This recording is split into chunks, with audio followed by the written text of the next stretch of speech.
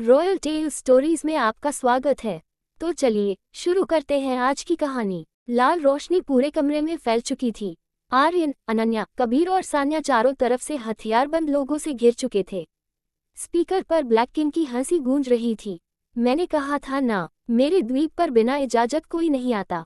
आर्यन ने अनन्या का हाथ कसकर पकड़ लिया। उसे पता था कि अब एक छोटी सी गलती भी उनकी मौत का कारण बन सकती है। लेकिन तभी सान्या ने धीरे से अपनी जेब से एक छोटा डिवाइस निकाला। उसने एक बटन दबाया। अचानक पूरे कमरे की बिजली चली गई और अफरा तफरी मच गई। अंधेरे का फायदा उठाकर चारों भागने लगे। गोलियों की आवाज पूरे बेसमेंट में गूंज रही थी। आर्यन आगे था, उसके पीछे अनन्या, कबीर और सान्या पीछे से कवर दे रहे थे। कई मिनट तक वे अंधेरी सुरंगों में दौड़ते रहे। आखिरकार वे एक पुराने स्टोर रूम में पहुंच गए। फिलहाल वे सुरक्षित थे, लेकिन ये सुरक्षा ज्यादा देर की नहीं थी। उधर अपने कंट्रोल रूम में बैठा ब्लैक किंग मुस्कुरा रहा था। उसने स्क्रीन पर भागते हुए चारों को देखा।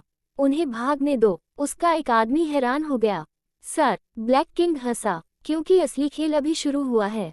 स्टोर रूम में आर्यन की नज़र एक पुरानी दीवार पर पड़ी। वहां एक नक्शा बना हुआ था। वह पूरे द्वीप का ब्लूप्रिंट था। सान्या ने ध्यान से देखा। यहाँ एक गुप्त रास्ता है। कबीर ने पूछा, जो बाहर जाता है? सान्या ने सिर हिलाया। हाँ, उम्मीद की एक किरण दिखाई दी। गुप्त रास्ते की तरफ बढ़ते समय अचानक अनन्या रुक गई। उसने आर्यन की तरफ देखा। अगर हम यहाँ से बचकर निकल गए तो? आर्यन कुछ पल चुप रहा। तो मैं फिर कभी तुम्हारी जिंदगी में वापस नहीं आऊंगा। अनन्या का दिल टूट गया, लेकिन उसने कुछ नहीं कहा। जैसे ही वे सुरंग में पहुंचे, अचानक सामने कई हथियारबंद लोग खड़े थे। किसी ने उनका रास्ता पहले ही बता दिया था। सब हैरान रह गए। उनकी टीम में फिर कोई गद्दार था। कुछ ही सेकंड में भयंकर गोलीबारी शुरू हो गई। कबीर और सान्या लगातार जवाबी फायर कर रहे थे। आर्यन अनन्या को बचाने की कोशिश कर रहा था। एक गोली उसके कंधे को छूती हुई निकल गई, लेकिन वह रुका नहीं। भागते भागते वे एक पुराने लोहे के पुल तक पहुंच गए। नीचे गहरी खाई थी, पीछे ब्लैक किंग के आदमी, सामने सिर्फ एक कमजोर पुल। उन्हें फैसला करना था। आर्यन सबसे पहले पुल पर दौड़ा। अनन्या उसके पीछे थी। अचानक पुल टूटने लगा। अनन्या का पैर फिसल गया। वह नीचे गिरने लगी, लेकिन आखिरी पल में आर्यन ने उसका हाथ पकड़ लिया। आर्यन पूरी ताकत से अनन्या को ऊपर खींच रहा था। नीचे मौत थी, ऊपर गोलियां चल रही थीं। उसने कहा, मैं तुम्हें कुछ नहीं होने दूंगा। अनन्या की आंखों में आंसू आ गए। किसी तरह चारों पुल पार करके आगे बढ़े। कुछ देर बाद वे सुरंग के अंतिम हिस्से तक पहुंच गए, लेकिन वहां उनका इंतजार एक और झटके ने किया। बाहर समुद्र नहीं था, बल्कि ब्लैक किंग का निजी सैन्य अड्डा था। सैकड़ों हथियारबंद सैनिकों ने उन्हें घेर लिया। इस बार बच निकलना नामुमकिन लग रहा था। चारों को पकड़ लिया गया और ब्लैक किंग के सामने ले जाया गया। पहली बार ब्लैक किंग उनके सामने बिना मास्क के आया, लेकिन उसका चेहरा देखकर सभी हैरान रह गए, क्योंकि वह कोई अनजान व्यक्ति नहीं था। ब्लैक किंग कोई और नहीं, बल्कि देश का मशहूर उद्योगपति रणवीर सिंघानिया था। एक ऐसा आदमी जिसे लोग समाज से भी समझते थे, लेकिन असलियत में वह अपराध की दुनिया का सबसे बड़ा राजा था। रणवीर ने आर्यन की तरफ देखा। तुम्हारे पिता मेरे सबसे बड़े दुश्मन थे और इसलिए उन्हें मरना पड़ा। आर्यन का खून खौल उठा। आर्यन ने हमला करने की कोशिश की, लेकिन सैनिकों ने उसे रोक लिया। ब्लैक किंग हंस पड़ा। भावनाएं हमेशा इंसान को कमजोर बना देती हैं। अनन्या ने गुस्से में कहा, तुम कभी नहीं जीतोगे। ब्लैक किंग मुस्कुराया, मैं पहले ही जीत चुका हूँ। उसी समय द्वीप के एक हिस्से में जोरदार धमाका हुआ। पूरी जमीन हिल गई। ब्लैक किंग चौंक गया। सान्या मुस्कुराई, मैं अकेली नहीं आई थी। दूर समुद्र में सेना के जहाज दिखाई दे रहे थे। भारतीय एजेंसियों ने पूरे द्वीप को घेर लिया। चारों तरफ हेलीकॉप्टर मंडरा रहे थे। ब्लैक किंग का साम्राज्य टूटने लगा। द्वीप पर युद्ध जैसी स्थिति बन गई। सैनिक और ब्लैक किंग के लोग आमने सामने थे। हर तरफ गोलियां चल रही थीं। ब्लैक किंग एक गुप्त हेलीकॉप्टर की तरफ भागने लगा। उसे पता था कि अगर वह पकड़ा गया तो सब खत्म हो जाएगा। आर्यन उसके पीछे दौड़ा। कंधे में चोट होने के बावजूद वह रुका नहीं। आज उसे अपने पिता के लिए न्याय चाहिए था। हेलीकॉप्टर के पास दोनों आमने सामने खड़े थे। ब्लैक किंग ने बंदूक निकाल ली। आर्यन खाली हाथ था। ब्लैक किंग बोला, तुम्हारे पिता मरना नहीं चाहते थे, लेकिन उन्होंने गलत लोगों से टक्कर ली। ये सुनकर आर्यन का गुस्सा और बढ़ गया। दोनों के बीच भयंकर लड़ाई शुरू हो गई। घूंसे, लाते, गोलियां, सब कुछ दांव पर लगा था। लड़ाई के दौरान हेलीकॉप्टर का संतुलन बिगड़ गया। ब्लैक किंग फिसलकर किनारे तक पहुंच गया। नीचे समुद्र की उफनती लहरें थीं। आर्यन उसका हाथ पकड़ सकता था या उसे गिरने दे सकता था।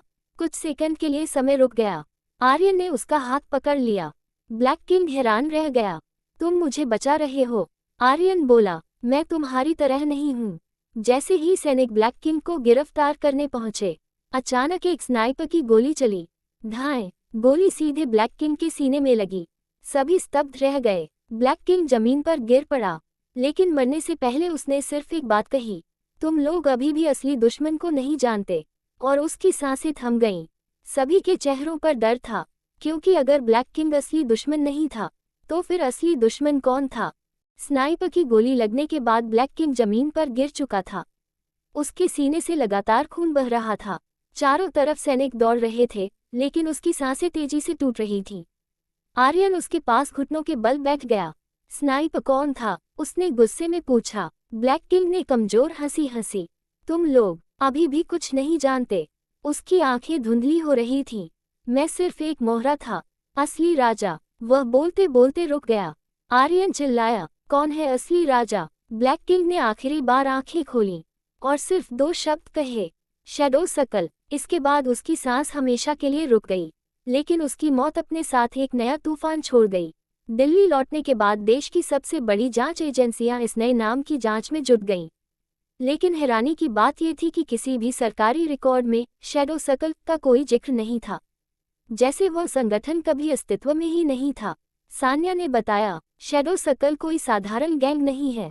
ये दुनिया के सबसे ताकतवर अपराधियों का गुप्त समूह है। कबीर ने पूछा, और उसका लीडर? सान्या चुप हो गई। कोई नहीं जानता। रात को आर्यन अपने कमरे में अकेला बैठा था। उसके सामने उसके पिता की पुरानी तस्वीर रखी थी। उसे बार बार वही सवाल परेशान कर रहा था। अगर ब्लैक किंग सिर्फ मोहरा था, तो उसके पिता को मरवाने वाला असली इंसान कौन था? उसी समय उसके फोन पर एक मैसेज आया। मैसेज में सिर्फ एक लाइन लिखी थी, अगर सच जानना है तो पुरानी हवेली में आओ। नीचे कोई नाम नहीं था। अगली रात आर्यन अकेला उस हवेली पहुंचा। वह जगह कई सालों से बंद पड़ी थी। अंदर घुसते ही उसे लगा जैसे कोई उसे देख रहा हो। चारों तरफ अंधेरा था। अचानक एक बुजुर्ग आदमी सामने आया। उसने कहा, मैं तुम्हारे पिता का दोस्त हूँ। आर्यन चौंक गया। उस बुजुर्ग ने एक पुराना बक्सा आर्यन को दिया।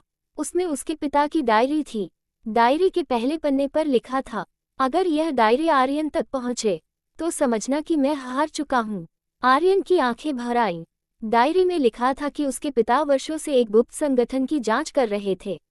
उसी संगठन का नाम था शैडो सर्कल। और सबसे चौंकाने वाली बात, उस संगठन के सदस्य सिर्फ अपराधी नहीं थे, उनमें बड़े नेता, बिजनेसमैन और अधिकारी भी शामिल थे।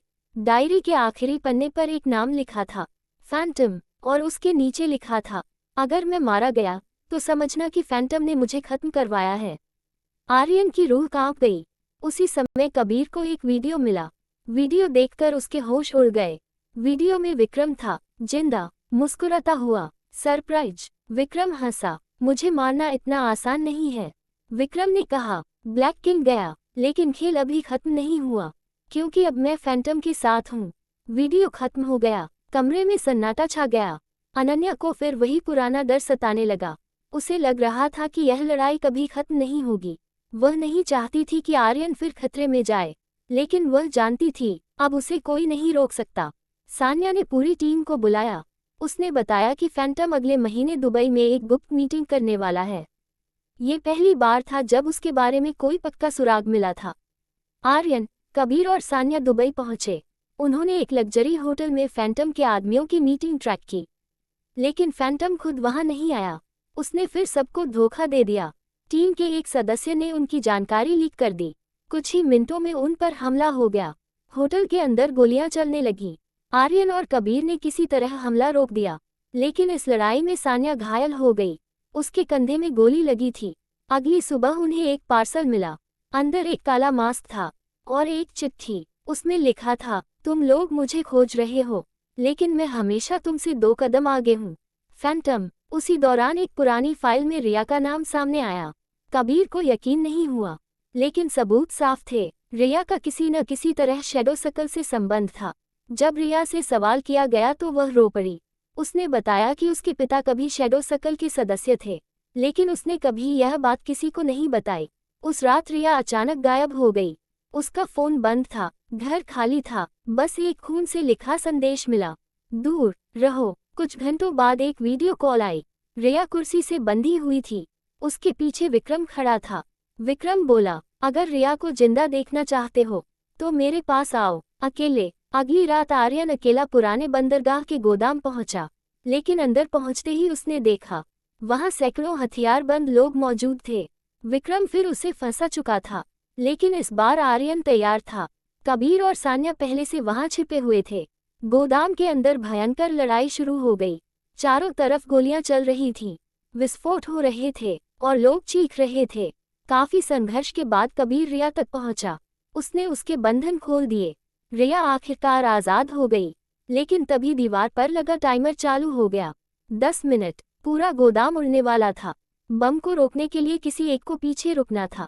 आर्यन आगे बढ़ा, मैं करूंगा। अनन्या की आंखों में आंसू आ गए। अनन्या ने पहली बार उसके सामने अपना दिल खोल दिया। मैं आज भी तुमसे प्यार करती हूँ। आर्यन स्तब्ध रह गया। आर्यन ने उसकी आंखों में देखते हुए कहा, मेरा प्यार झूठ से शुरू हुआ था, लेकिन आज उससे ज्यादा सच्चा कुछ नहीं है। घड़ी में सिर्फ 5 सेकंड बचे थे। आर्यन ने पूरी ताकत लगा दी और आखिरी पल में बम निष्क्रिय कर दिया। सभी की जान बच गई। जैसे ही सबने राहत की सांस ली, एक विशाल स्क्रीन अचानक ऑन हो गई। उस पर काले मास्क वाला आदमी दिखाई दिया। उसने धीरे धीरे ताली बजाई। बहुत अच्छा आर्यन, लेकिन असली खेल अब शुरू होगा। मैं हूँ फैंटम, और तुम्हारी जिंदगी का सबसे बड़ा दुस्वप्न। स्क्रीन बंद हो गई। कमरे में सन्नाटा छा गया। अब लड़ाई ब्लैक किंग से नहीं, फैंटम से थी।